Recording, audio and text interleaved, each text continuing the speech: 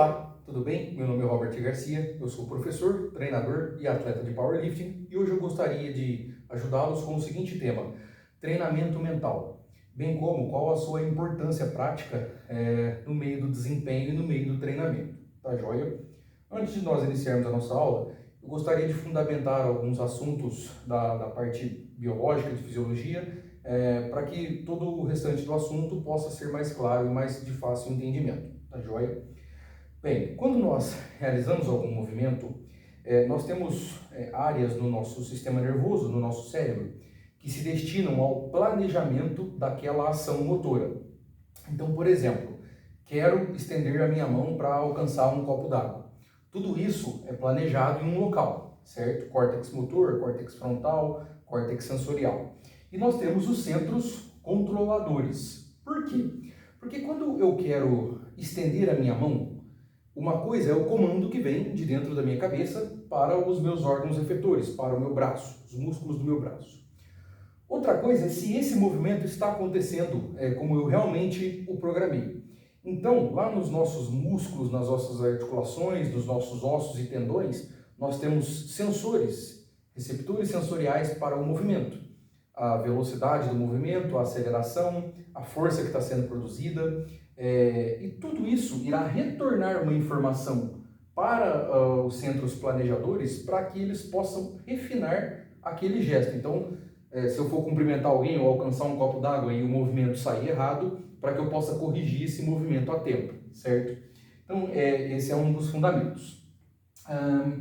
Outro detalhe importante, lá no nosso sistema nervoso central, nós temos os núcleos da base e o cerebelo, que são responsáveis, por exemplo, pela coordenação dos movimentos, né, se eles estão saindo igualmente, e pelo grau de refinamento, ou seja, o quão qualitativamente bem uma ação motora é executada, tá joia? E pela automaticidade dos movimentos, como andar, por exemplo. Para andar, você só pensa no primeiro passo, o restante sai de forma automática, tá? Pois bem, depois nós temos os ordenadores, né, quem vai enviar o comando, que são as células do sistema nervoso, os neurônios, e depois os efetores, que serão nosso sistema músculo-esquelético no geral, mas eu deixei em ênfase aqui o músculo por um motivo em específico. Os nossos neurônios, bem como os nossos músculos, são células excitáveis. O que significa isso? Que responde a um estímulo elétrico, a uma mudança de eletricidade. Então, no caso do neurônio, ele vai disparar um potencial de ação, que é a forma como ele dá um comando, e no caso do músculo, eles irão se contrair, tá? Agora, uma curiosidade, quando nós efetuamos um movimento, nós temos nas áreas da saúde um instrumento que se chama eletromiógrafo, tá? E no que consiste um eletromiógrafo? É igualzinho o eletrocardiograma, né? O eletrocardiograma, nós colocamos eletrodos no peitoral, nos braços da pessoa, para verificar a atividade elétrica do coração. E aí nós vamos gerar aqueles sinais famosos que está presente na maioria das tatuagens por aí. Então, no caso do eletromiógrafo, eletroeletricidade, mio, músculo e gráfico, né? Então, nós vamos captar, detectar essa atividade elétrica do músculo e gerar um gráfico em milivolts para saber o quão forte, entre aspas, aquele músculo está se contraindo, né? Então, quando a gente vai executar algum tipo de movimento, por exemplo, a gente coloca um eletrodo nos músculos-alvo, por exemplo, vou fazer um supino, eu coloco um eletrodo no peitoral, no deltoide, no tríceps, no bíceps, para verificar a atividade daqueles músculos naquele exercício, certo? E daí o que acontece? Por que eu expliquei isso para vocês?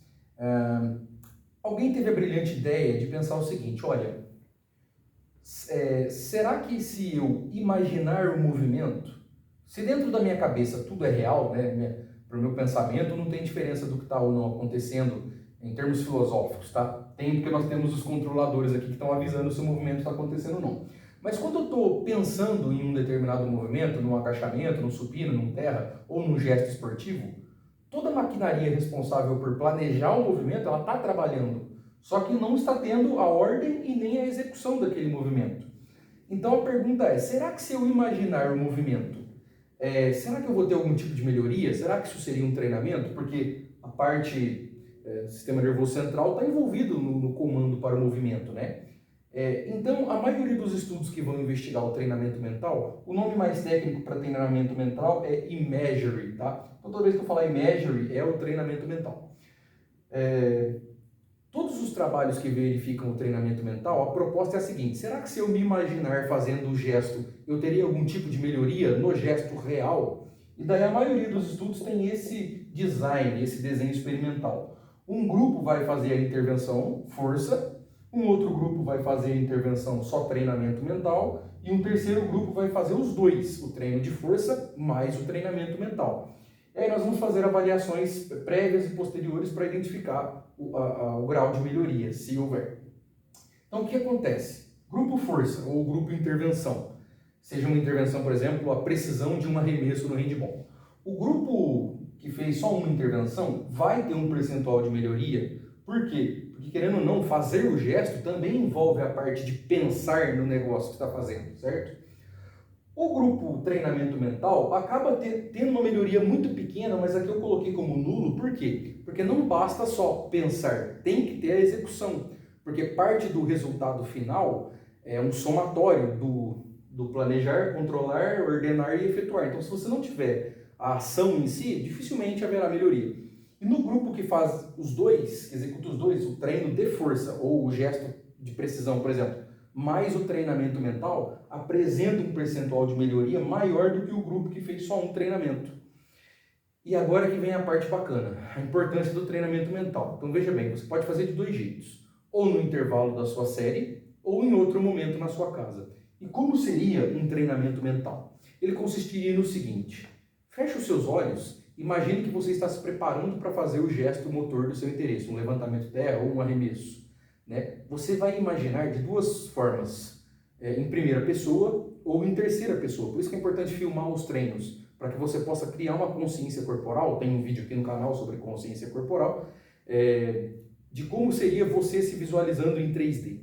E daí no seu pensamento você vai lembrar de literalmente todos os detalhes e tentar executá-los de forma mais perfeita possível dentro daquilo que você almeja.